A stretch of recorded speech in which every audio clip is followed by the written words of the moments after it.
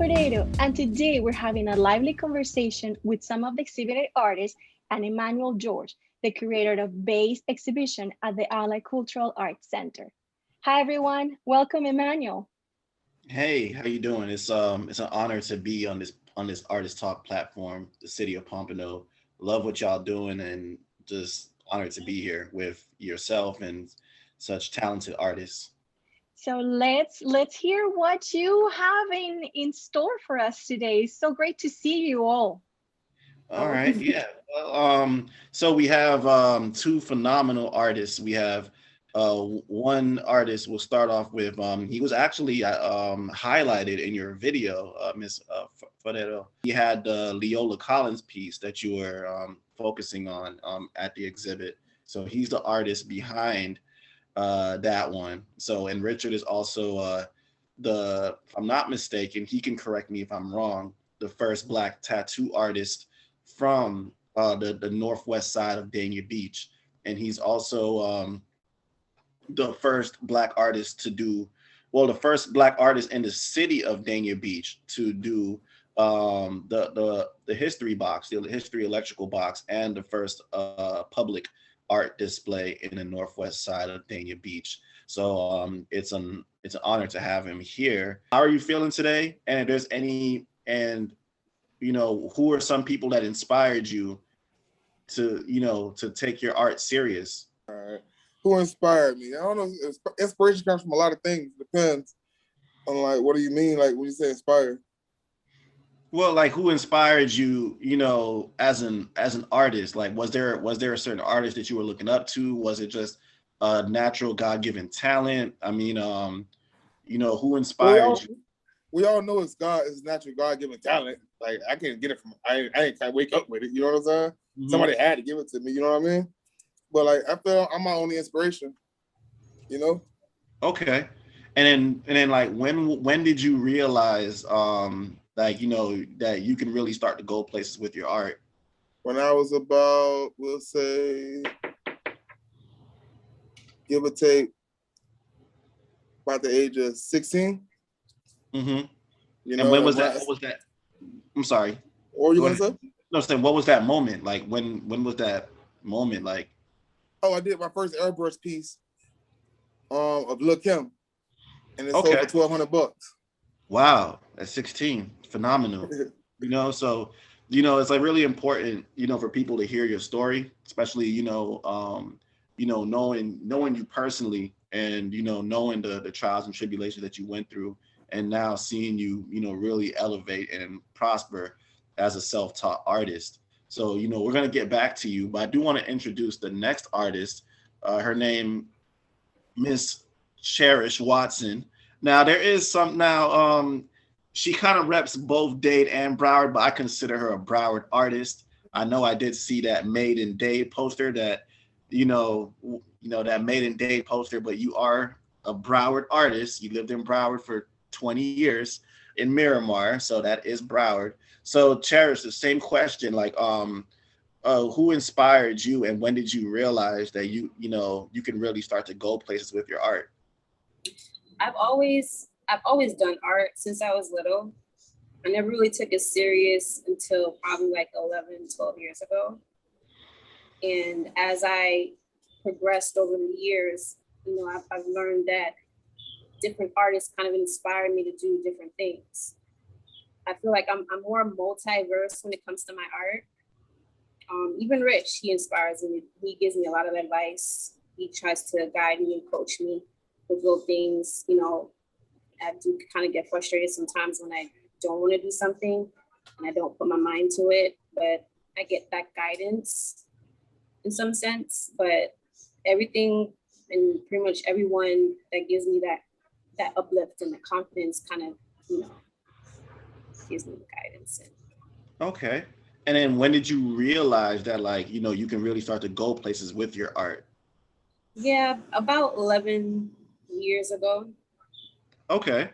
And what was that breaking moment like? What was that moment of truth? Um, there's like so many. Mhm. I didn't really take it as much serious. I didn't know that I was capable of being an actual painter. I was more so like the colored pencils and, pencils and on paper. And I did have this one client, he pretty much, I don't want to say annoyed me, but more so really pushed every aspect for me to like do a piece for him. That's when I knew that it was pretty much going somewhere.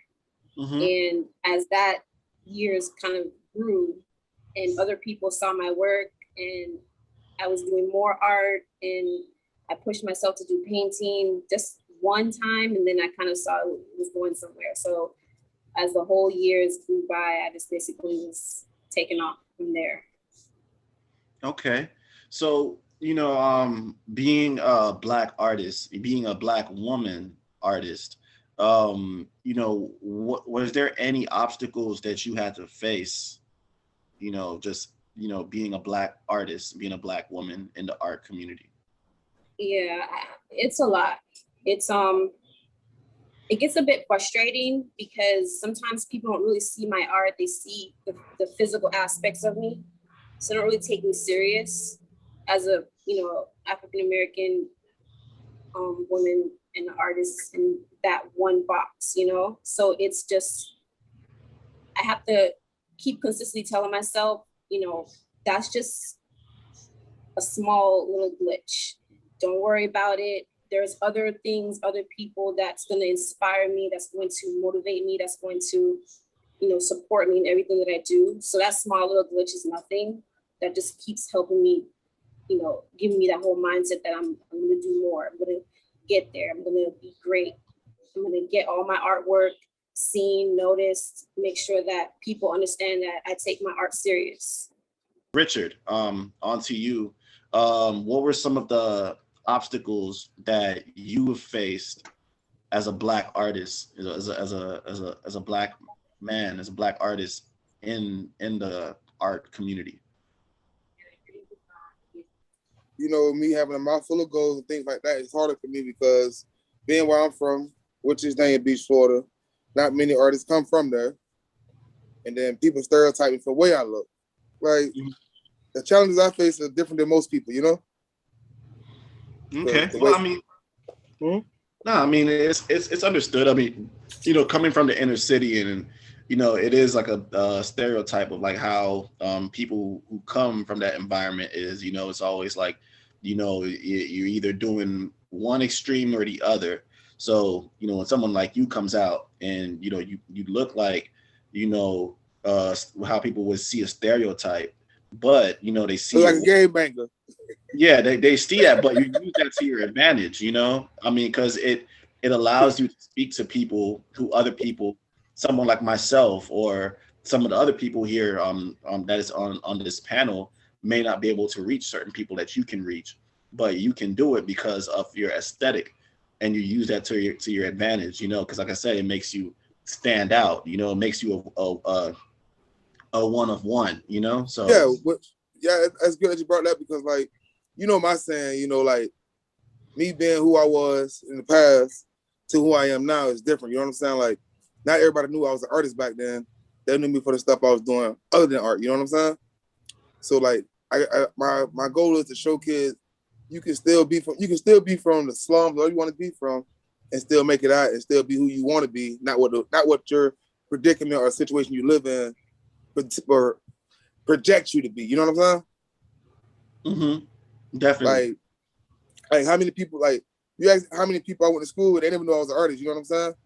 All they knew me for being in the streets doing dumb shit. You know what I'm saying? So, so now they see me on magazines and stuff. They've actually made a name for itself. You know what I'm saying? Like, I try to get inspiration to the younger generation and shit. You know what I'm saying? That's my goal. My rep sheet does not reflect who my art is. I taught myself everything. Nobody teach me shit.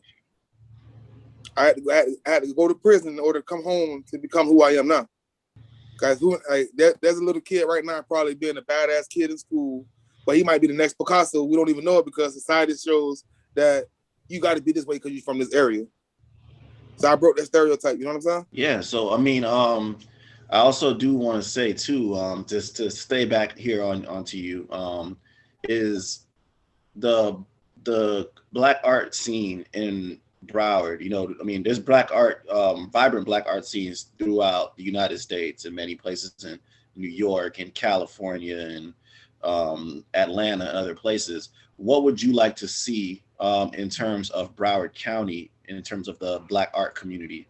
If you were, let's say, if you had like the infinity stones and you were able to snap your fingers. Gauntlet? I got the gauntlet there? Yes, if you were able to choose, like if you were able to control the destiny, what would you like to see? And I asked the same question to Cherish as well. What I would like to see, like when you say what I like to see, what do you mean by that? So, like, as for Black artists or what? Yeah, in terms of the Black art community, like what would you like to see? More unity. Okay. Because us as Black males and females, we're very competitive with each other. Like everybody know me and Cherish, we're good friends, but we're still in competition with each other. It's like a friendly competition. You know what I'm saying? How me and JD raw talent is and shit. You know what I'm saying? Like that's my boy, but it's still like a friendly competition. But like you got some people who like see you as a threat. Like we all just because we all doing the same art medium, that doesn't mean we all can't have fun and do all at one time. Like my vision with the whole, I can't say it on this interview because we can't say it right now, but you know what I'm trying to do right now. And once that happens, I think that's gonna shake the world up.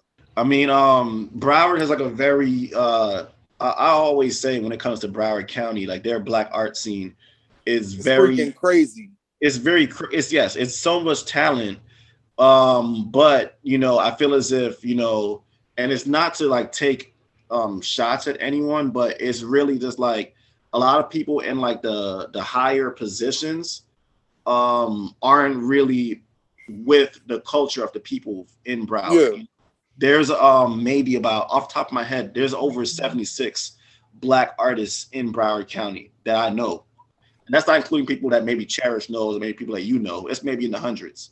But, with all this talent here, many of them have never even really had their artwork in a gallery like the Ally or Old Dillard or any of the, prestigious galleries in Broward County. Yeah, because that goes back to they don't know how to do it the right way. You know what I'm saying? Like, because no one's actually willing to do what we do. You know what I'm saying?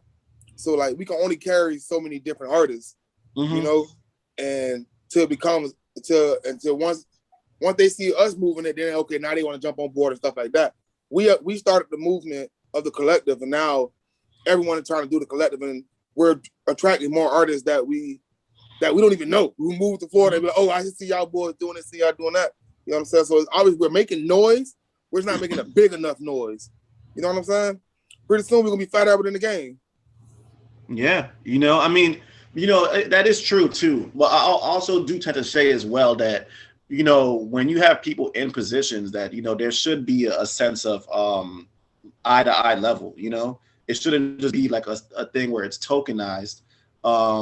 Select Black people just at, constant events and galleries. It should be more inclusive to all Black artists. Maybe, a Black artist who hasn't had their work in a gallery, but they're talented. And now understandable. I'm sorry, but that goes back to Go ahead. That goes back to the stereotypes. You know what I'm saying? You show me another artist that has done the things I've done with a mouthful of goals the way I do, and been in as many magazines as I have, smiling like this. You feel me? Like there's not many. You know what I'm saying? So we trying to break that stereotype because everybody feel you got to wear a suit and do all this shit here for what reason? Be yourself. Your art is a reflection of you, not who you are. You know what I'm saying? You can walk around with a looking like a hobo all day. You know what I'm saying? But your art is your art. The thing with how our generation is, we're so stuck on how people look. And definitely. So Cherish, I'm gonna segue to you, ask you the same question. So what the Black art scene in Broward County, what is it that you would like to see more of? I want to see more artists collaborate. I want to see more artists come out and express their work. I want to see more artists not be afraid of who they want to be. You know what I'm saying? Some artists that I know personally, they kind of try to have a portray of what other people think they should be. And that's not how I am in, in my sense. I just don't want artists to pretend to be something that they're not, because that's not who they truly are, and that's not how their work is going to truly come out, you know, especially African Americans. That's like the biggest thing ever. I do know a good diverse of ethnicities of artists. And I don't think that us African Americans really get the most credits the way that we should, you know, in some sense. And I think that's why some of us work as hard as we do. We grind more as hard as we can, because we want people to see who we are as an artist and not the skin color that we have. I get it a whole lot. And I'm pretty sure Rich gets it too, of course, by how he looks, and no one really takes him seriously. And he's a really good artist. And like I said before, like I learn a lot from Rich, because Rich does give me advice and he gives me pointers, and I get, you know, advice from other artists. So it's kind of a difficult situation to even put yourself in as an artist. All right. Great answer. And then also to stay on to you again, Cherish. You know, we want to talk about the pieces at the exhibit. So you have a painting of the Kitty Oliver piece. You know, the process into making it, and you know, just you know, as candid as you can be about the piece that is at the historic Allied Cultural Center. First, it was an honor to even meet her. I didn't know who Kitty Oliver was. And before I even started the painting, I had to know who she was before I even painted the picture.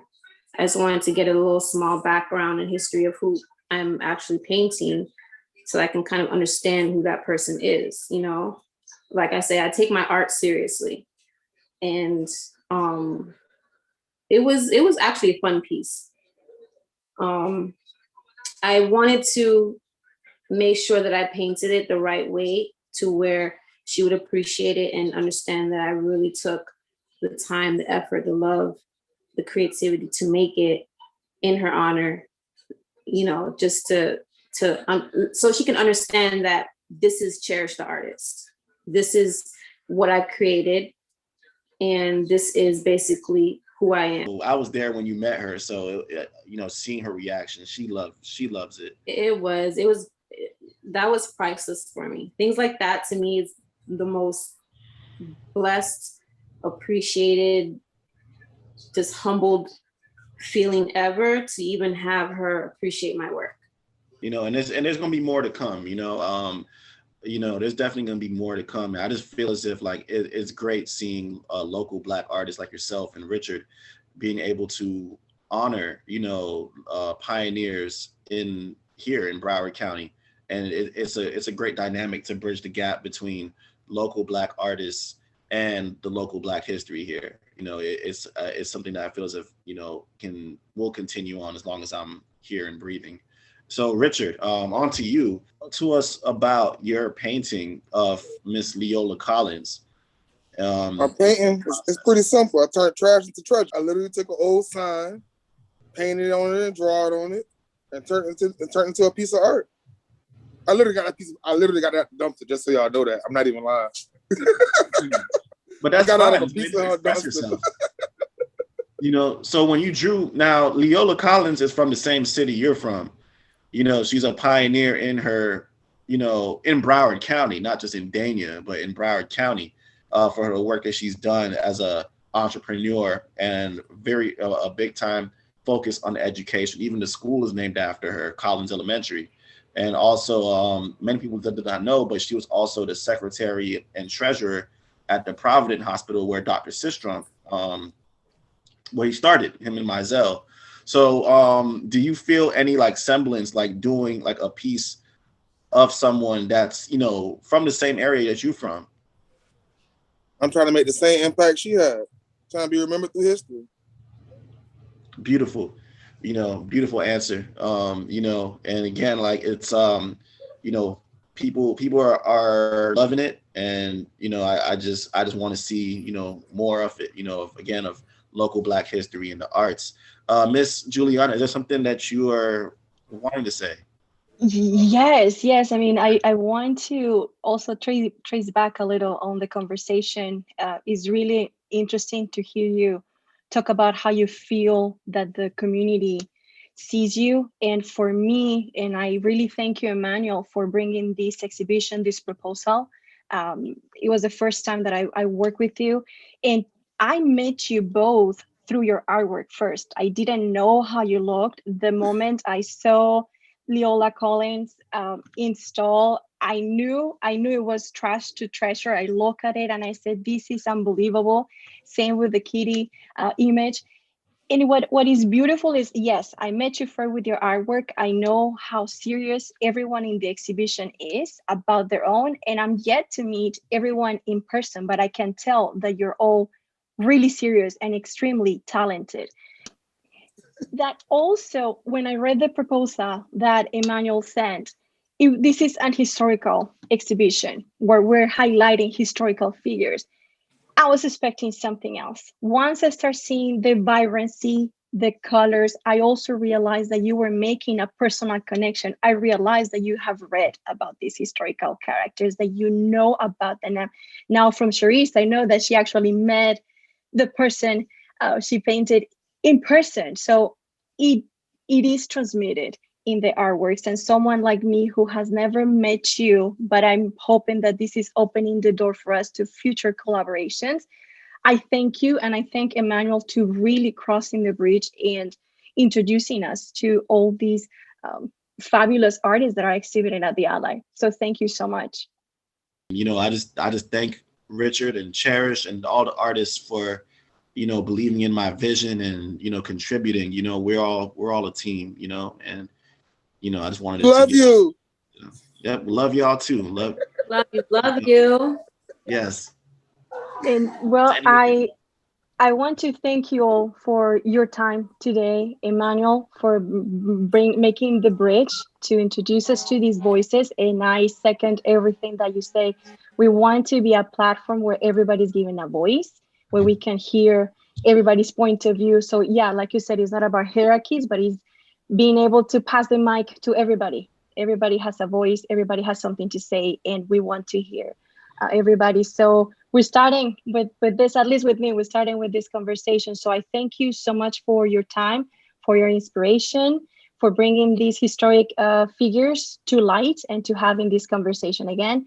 And I thank everybody who was watching today with us. Thank you for tuning in, and we will see you next time.